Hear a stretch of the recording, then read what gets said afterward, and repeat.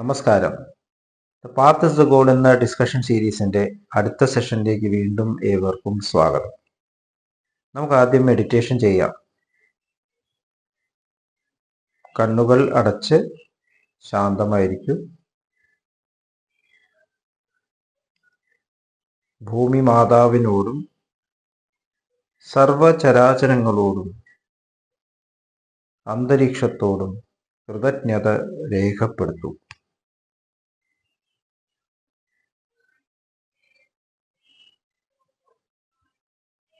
ഭൂമി മാതാവിൽ നിന്നുമുള്ള healing energy കാലുകളിലൂടെ പ്രവേശിച്ച് ശരീരം മുഴുവൻ വ്യാപിക്കുന്നതായും ശരീരത്തിലെ എല്ലാ ഭാഗങ്ങളെയും എല്ലാ കോശങ്ങളെയും റിലാക്സ് ചെയ്യാൻ സഹായിക്കുന്നതായും അനുഭവിക്കൂ.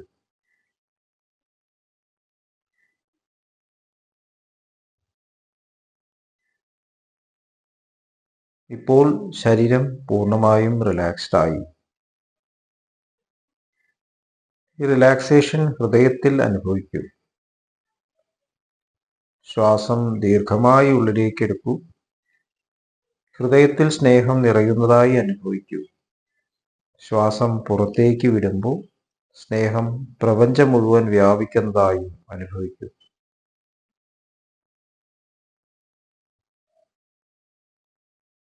ഹൃദയത്തിൽ കുടികൊള്ളുന്ന സ്നേഹത്തിന്റെ സ്രോതസ്സിൽ നിന്നും ഉദ്ഭവിക്കുന്ന ദിവ്യപ്രകാശം മനസ്സിനെ ആകർഷിക്കുന്നതായി അനുഭവിക്കും.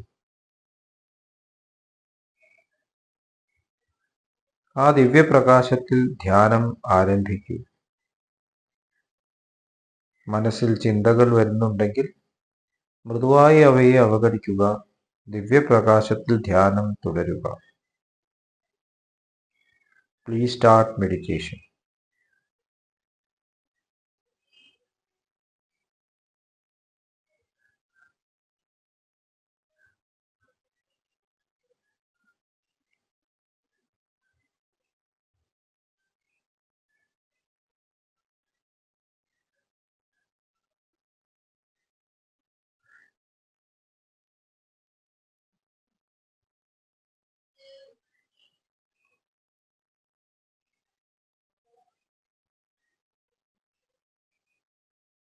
ഓക്കെ, ആ കണ്ടീഷൻ ഹൃദയത്തിൽ നിലനിർത്തി പതുക്കെ കണ്ണുകൾ തുറക്കൂ.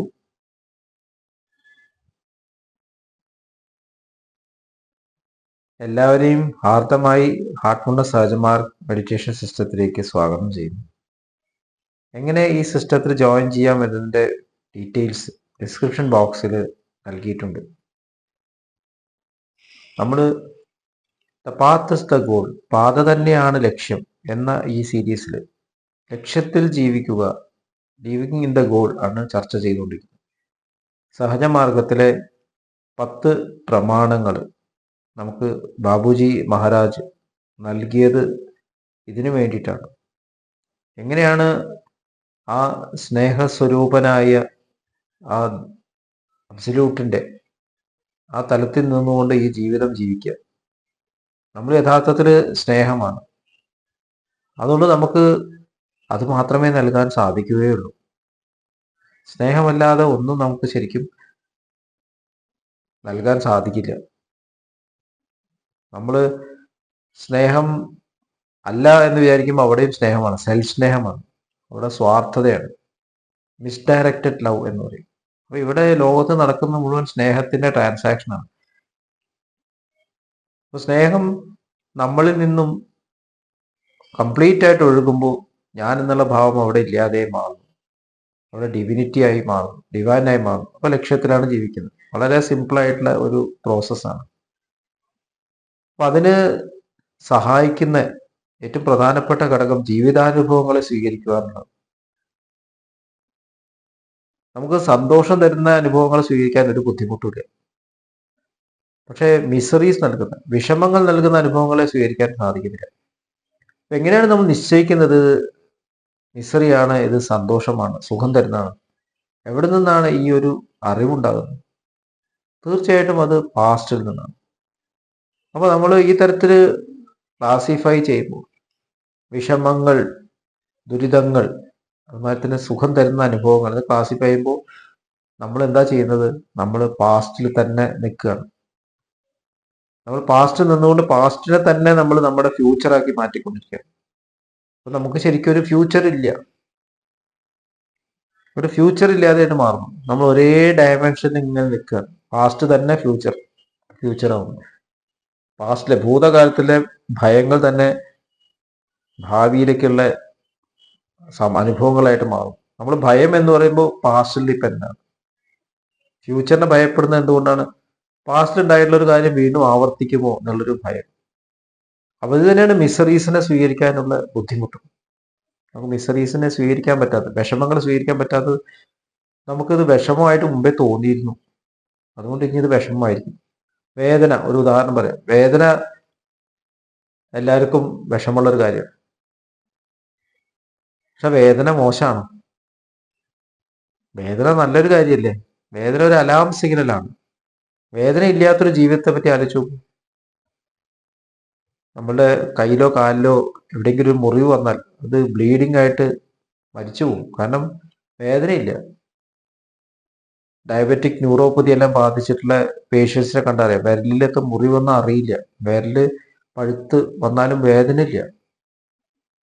ആരെയും കാണിക്കുമ്പോഴാണ് ഇങ്ങനെ ഒരു മുറിവുണ്ട് എന്ന് മനസ്സിലാവുന്നത്. അപ്പൊ അങ്ങനെ ഒരു പെയിൻ ഇല്ലാത്ത ഒരവസ്ഥ, ലെപ്രസി പേഷ്യൻസ്, വേദന ഇല്ലാത്ത ഒരു സ്റ്റേറ്റ് ആണ്. അപ്പൊ വേദന നമുക്ക് അനുഭവിക്കാൻ സാധിച്ചില്ല. വേദന ഇല്ലെങ്കിൽ നമ്മൾക്ക് കറക്റ്റീവ് മെക്കാനിസം ഇല്ലാണ്ടേ മാറും. അപ്പൊ എന്താണ് ഈ വേദനകൾ, ഈ മിസറീസ് നമുക്ക് ചൂണ്ടിക്കാണിക്കുന്നത്? അത് ചൂണ്ടിക്കാണിക്കുന്നത് ആ അവസരങ്ങളിൽ നമ്മൾ സ്നേഹം നൽകിയിട്ടില്ല എന്നുള്ളതാണ്. നമ്മൾ ആ അവസരങ്ങൾ പൂർണ്ണത അനുഭവിച്ചിട്ടില്ല.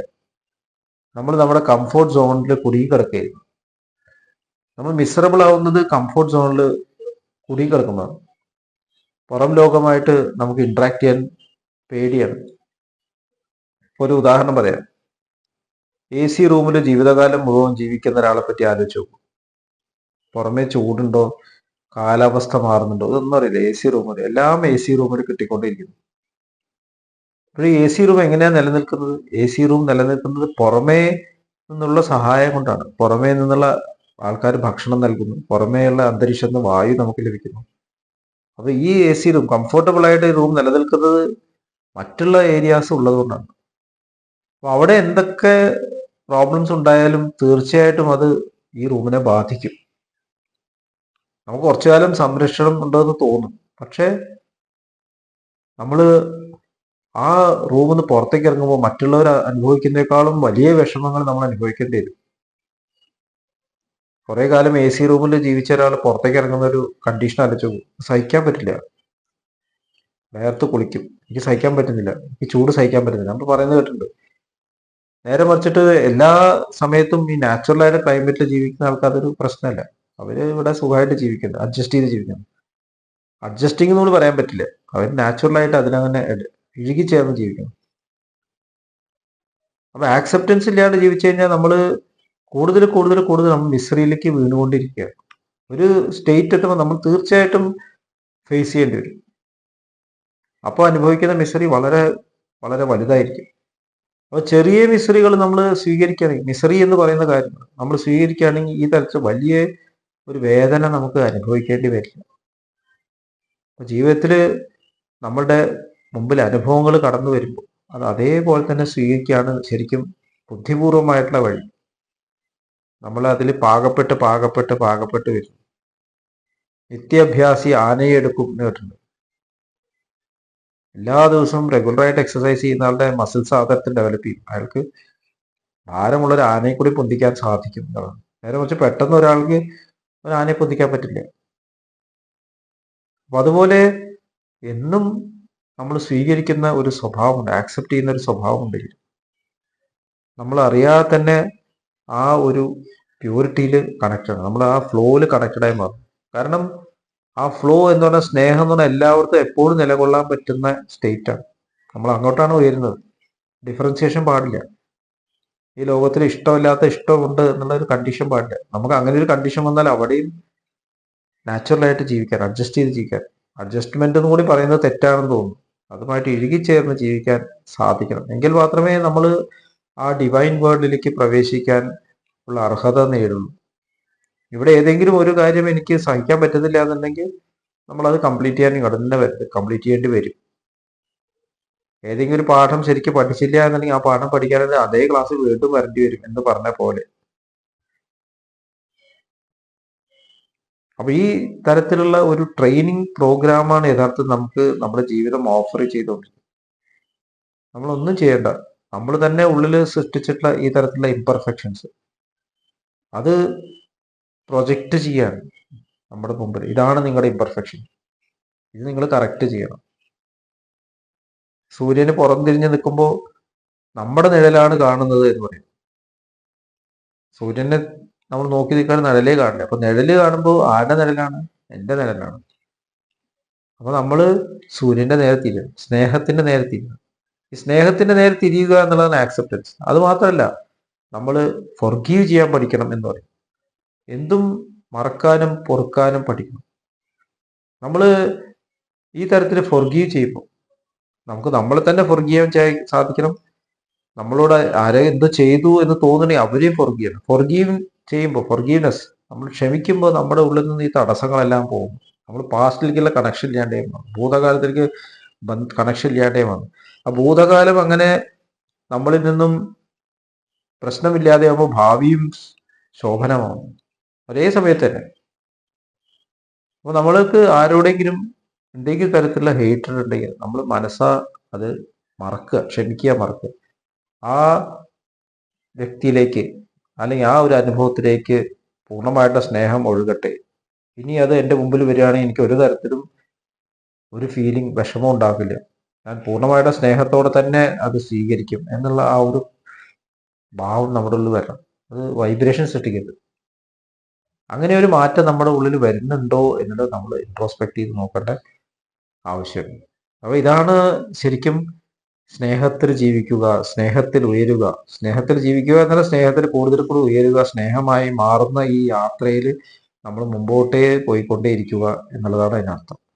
നമ്മൾ ഈ മാർഗത്തിൽ ശരിയായിട്ടുള്ള ദിശയിൽ തന്നെയാണോ പോകുന്നത് എന്നുള്ളത് ഒന്ന് നമുക്ക് ഇൻട്രോസ്പെക്ട് ചെയ്യാം, നമ്മുടെ ഡയറിയിൽ റെക്കോർഡ് ചെയ്യാം.